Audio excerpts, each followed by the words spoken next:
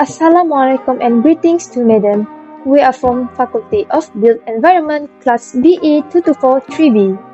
In this video, we will be presenting our group assignment for Construction Technology 3 BQS 500. Our presentation focused on Industrialized Building System or IBS through a general report and a case study involving school and healthcare projects in Sarawak.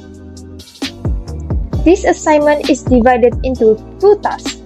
For task 1, focus on the general report where we explain IBS building and their characteristics. For task 2 is a case study that analyzes the application of IBS in real construction projects including school and hospital developments in Sarawak. What is an IBS? Industrial building system refers to a construction technique in which building components are manufactured in a controlled environment, either on-site or off-site, and then transported and assembled at the construction site. In Malaysia, IBS has been promoted by the CIDB as a strategic approach to improve construction productivity, quality, safety, and sustainability. The adoption of IBS has reduced dependency on unskilled labor, minimized material wastage, shortened construction duration, and enhanced overall project efficiency. This slide shows the main type of IBS used in construction. The precast concrete system is the most common, which includes framing system like columns and beams, fender system that act as load-bearing walls, and box or 3D modular system that can form complete rooms off-site. Next is the steel framing system, which has a very high strength to weight ratio and allows faster construction, typically using universal beams and columns. Furthermore, steel formwork system, which are considered on-site IBS because concrete is for on-site using reusable formwork instead of being fully precast in factories. In addition, block system use larger, lightweight interlocking concrete blocks, making construction quicker and more efficient. Lastly, prefabricated timber framing uses high-strength treated timber commonly applied for wall frames and roof trusses. Explain the typical IBS construction process. It begins with the design and plan stage, followed by manufacturing IBS components in factories. These components are then transported to site, where site preparation and foundation works are carried out.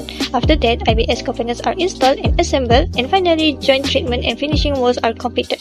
Safety is also a critical part of IBS construction. Standard procedures include lifting and hosting safety, working at height safety, site safety management and traffic control, and proper PPE uses and training to ensure worker safety throughout the project. Moving on for task 2, where our study covers two main projects, which is the first one is the proposed IBS school project for SMK Marudi in Baramiri, and the second one is the construction and completion of the teaching, hospital and primary health care center at University Malaysia Sarawak, UNIMAS. Both projects apply IBS method to improve construction efficiency and quality. This project involves the rehabilitation of 6 buildings at SMK Marudi, including classroom, male and female hostel, a dining hall, surau, and toilets. Some of the existing structures were old and no longer safe for long-term use. The school is located in Baramiri, approximately 1.2 kilometers from Marudi Airport. The main objective is to rebuild and improve school facilities using IBS technology. Several key parties were involved in this project. The client is the Ministry of Education Malaysia, KPM. The main contractor is Pembinaan Era Gemilang Sunjuan Berhad, while architect Vizirek served as the architect.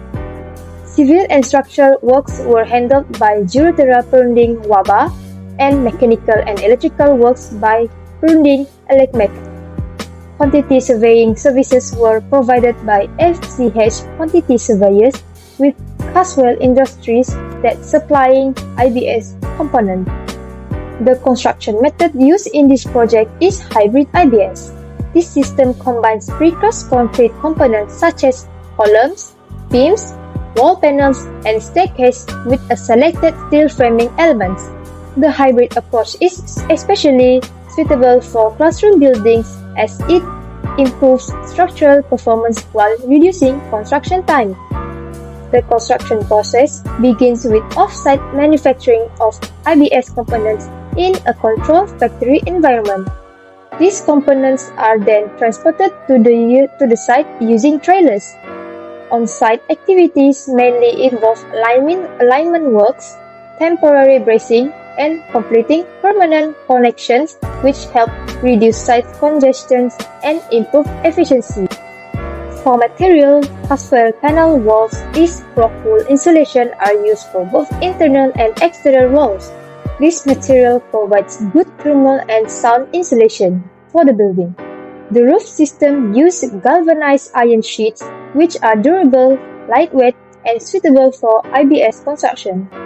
The construction process starts with substructure works, followed by the installation of precast concrete columns and beams. After that, internal and external precast wall panels are installed.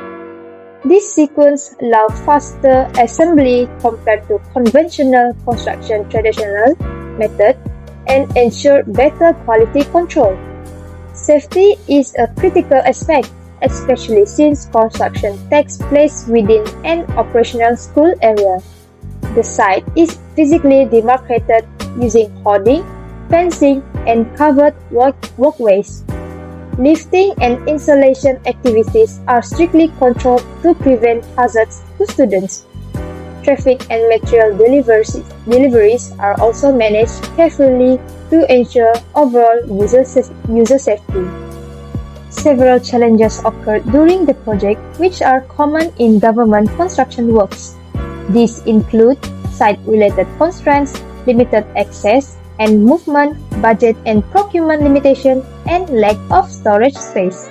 Logistic management become more critical due to the restricted area condition and ongoing school activities. To overcome these challenges, several solutions were implemented. Just-in-time delivery planning was used to address storage limitations. Coordination meetings were held regularly to improve communication among parties. Better logistic planning and controlled site access help ensure safety and smooth project execution. The next comparison project is about the Hospital Pengajar and Klinik Prima of Universiti Malaysia Sarawak Unimas. This project is located at Kota Semarahan, Sarawak. The project serves as a landmark project which is designated as a premier healthcare and research hub, especially for the local community and the medical students for the universities.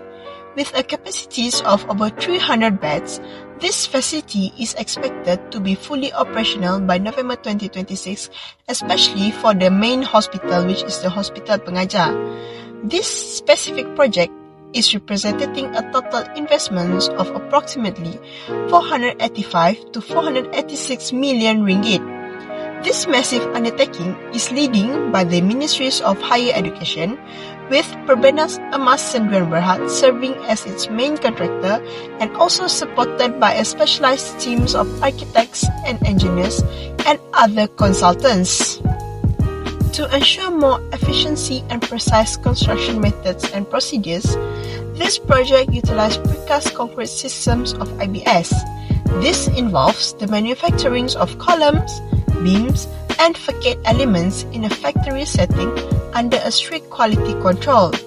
The construction procedures follows a strategic flow, which begins with detailed planning and design, followed by off-site fabrications of IBS components in a controlled environment. These components are only being transported to the site once the foundation and groundwork are completely ready. This means that the delivery method minimizes site congestions and significantly speeds up the overall assembly process, which increases the completion of project time. Next, the structural integrity of the hospital is built on three main pillars, which is the precast reinforced concrete panels, steel reinforcement bar, and also structural steel framing systems.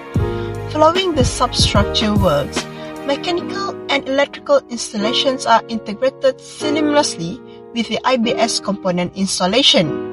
However, the speed never compromised the safety of the construction itself. The team have implemented a rigorous safety induction program and a mandatory use of a PPE. The team also conducts a continuous monitoring and safety audits to foster a safety-first environment and culture. ensuring that every worker on site is trained to identify hazard and respond to emergency situation effectively. To conclude, like any large-scale project, the projects of the hospital faces many challenges, particularly in coordinating between architects and the IBS manufacturers, and also managing the logistics of transporting the IBS components.